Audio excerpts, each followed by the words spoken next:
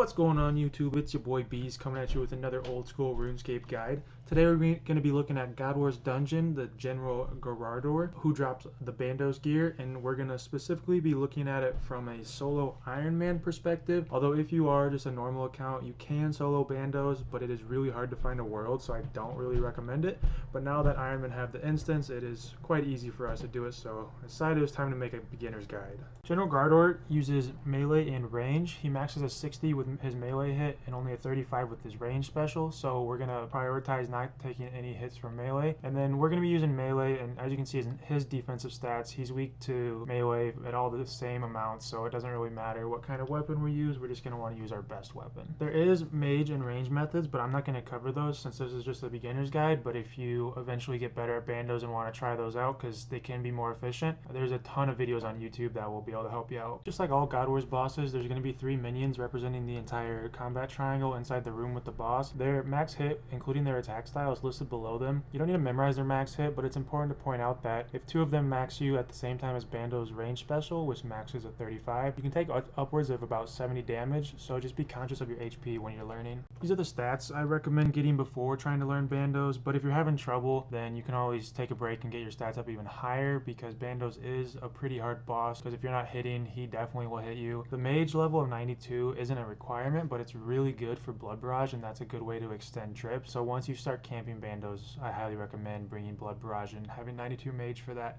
But if you're just trying to get your 1 kill count for the diary, you could probably do it with these melee stats and no magic, and just don't even bring mage gear, get your 1 kill count and get out. The gear for the method I'm going to teach you is pretty straightforward. We're going to want to wear a top that maximizes our magic defense and a bottom that is pretty tanky. And then for the shield, we're going to wear crystal shield because we want high range defense for the range minion and Bandos special. And then for the ring, we're going to bring Ring Suffering. If you don't have that, you can bring like a Zerka ring or any ring that you have. And then in the inventory, you can see that I have magic runes for blood barrage as well as a way to auto cast it, and then a couple mage boosting items. For the kill count, you're going to want to have a Bandos piece, a Sarah piece, and a Zamorak piece equipped while you do it so the minions don't get aggressive to you. And this is why I usually bring my mage cape, because then it can utilize as both a magic booster when I'm in the room as well as keep me safe outside of the room. If you don't have all this gear, you can use stuff like monk robes for a Sarah item and then just drop it before you go in, or there's unholy blessings or various other items in the game that you can just Google, but you definitely want to make sure you stay safe while you're getting the kill count. I have 2 Trollheim teleports, and if you're going to start camping Bandos, I really suggest you get some scrolls of redirection from Nightmare Zone and then use those on house tabs in order to give yourself a easy way of getting there, as well as a 1-click teleport away in case things go sideways or when you're done. And then I have Bones of Peaches tabs, but you don't actually need those when you're learning. Those are just there once you figure it out and are starting to try and extend your trips. To get there, we're just going to use our Trollheim teleport and follow this path. You can pause the video if you want to see this image longer. And here's an overview of the God Wars dungeon in total. Bandos is in the northwest corner, so once we get in, we're just going to run north and we're going to kill some goblins. Once you're ready, you can break your teleport tab and then revert your other one so that you have your house tab in case you need a panic tele or just whenever you're done. And then follow the path, make sure you pray range. If you don't have a Dragon Warhammer, that's okay. Once we get into the actual main area of God Wars, we're going to run north, and you have to kill 40 followers of whatever god room you're going into, so in this case Bandos. So we're going to kill 40 goblins. They do drop hammers, so if you don't have a Warhammer, that's fine. You can pick up a hammer from here, but you do need a hammer to get into the room, and I'll show you that in a second.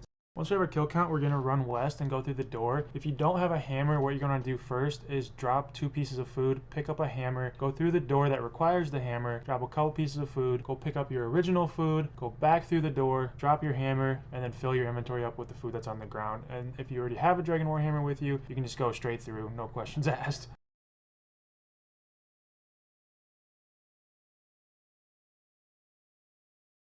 Once you get to the door, make sure that you check the flame on the brazier right outside of it. If it is lit, that means someone is in there in the Ironman instance. If it is not lit, that means it's empty and it is free for you to take it.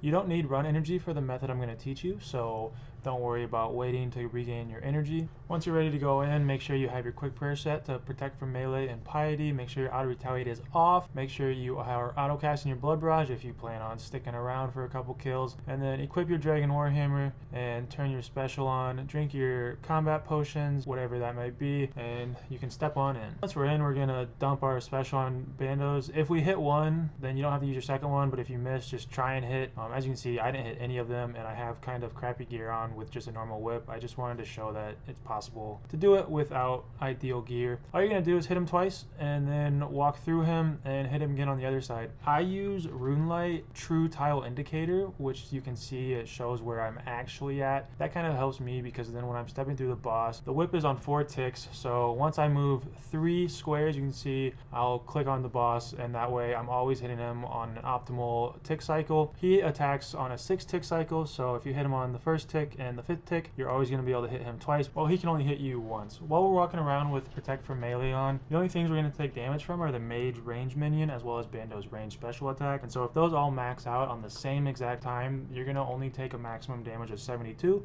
So if you keep your HP above that, you don't have nothing to worry about. But once you get more comfortable, you can see Bando's range special attack looks like a cloud coming at you, and it kind of has a delayed hit.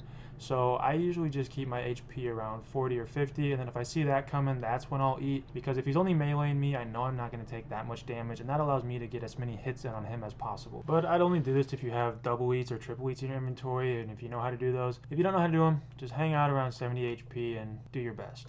Once you kill the boss, you're going to want to go kill the mage minion, and then once that's dead, run over to the range minion, which will drag the melee minion with you, and you can blood barrage them to get your HP back. If you're going to go for another kill, that is a good way to make sure you are always topped off on HP.